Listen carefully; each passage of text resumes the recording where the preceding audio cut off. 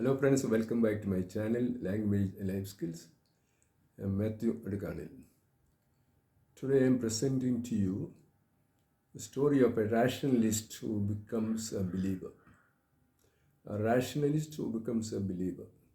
It is the story of Naaman the Syrian, found in the Old Testament in the book of Kings, second book of Kings. Naaman was the commander of the Syrian army in ancient times. Very bold and successful commander, but he had something that made him feel very small, something humiliating. He was a leper. What could he do? Well, in his household there was a servant girl, a slave girl from Israel, who told her mistress, I know a prophet Elisha in the land of Israel. He can cure our master. So Naaman went and presented himself to the king. The king gave him a letter of introduction and of recommendation to the king of Israel. So Naaman assembled an entourage and taking with him lots of gifts of gold, silver, and dresses. He set out for the land of Israel.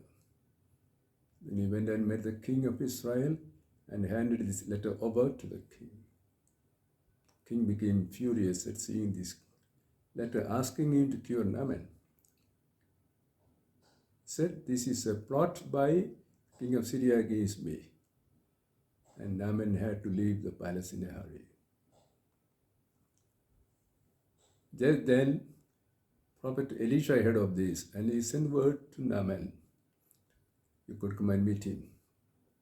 So now, Naaman sets out with his entourage and all his gifts and goes and stands at the door of Elisha, expecting him to meet him and perform a religious ceremony and cure him.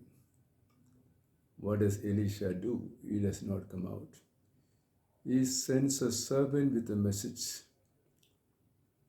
And the message is, go and bathe yourself 7 times in the waters of the river Jordan. Naaman is very angry.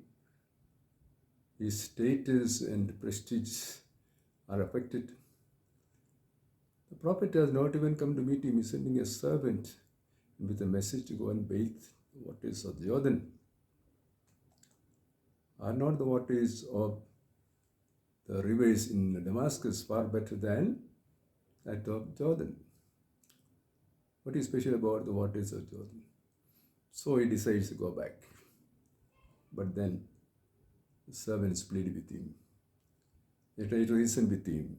They tell him, if the prophet had told you himself to go to the river Jordan and bathe, you would have done so.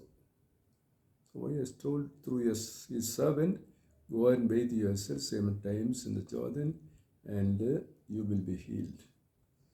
So Naaman swallowed his pride, went humbly to the river Jordan and he bathed himself 7 times. And oh miracle, his flesh became totally new, like that of a newly born infant. He was totally cured and he was so overjoyed. He went back rejoicing to meet the prophet and offer him in thanksgiving all the wonderful gifts he had brought. But Elisha would not take any of those gifts. He refused all of them. Naaman said, now I know there is a God in Israel. I will worship only him, no other God. And if the prophet refused all his gifts, then please give me a gift from your side. What is that? Give me 2 sacks of soil from this holy land. I will take it home for my worship. So Naaman now returns home, a new man, totally healed, faith in his heart, and on the back of his mules, 2 sacks, 2 bags of soil from Israel. Naaman becomes a totally new man. Yeah, friends, There are some important lessons about life and spirituality in this incident. First is that of humility. Prophet Elisha never met Naaman at all. Never met him. He did not do any religious rituals. He ignored his status, high status and dignity, and just sent a servant to meet him. So Naaman had to humble himself. We are also only dust and ashes before God.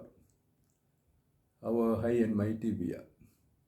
Second, God tests our faith. We can be healed in a miraculous way only through the supernatural. It is not possible for logic or science or medicine to heal us in a miraculous way. So those who are scientifically minded will say, how can bathing in the river Jordan cure you? The waters of Jordan has no special qualities.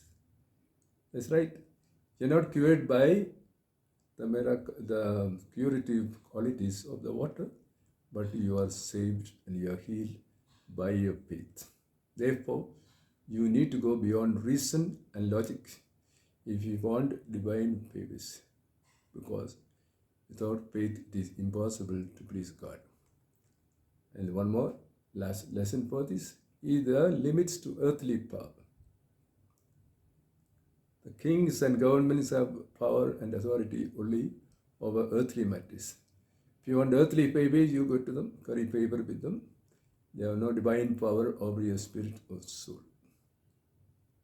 So here, it's a great man, and Naaman, great general, was healed, though he was a pagan, and he received the true faith in the true God. If you have an open mind and an open heart, then we will also experience miracles and the intervention of God in our life. I hope that you like this video. If you did, please subscribe. Bye till another time.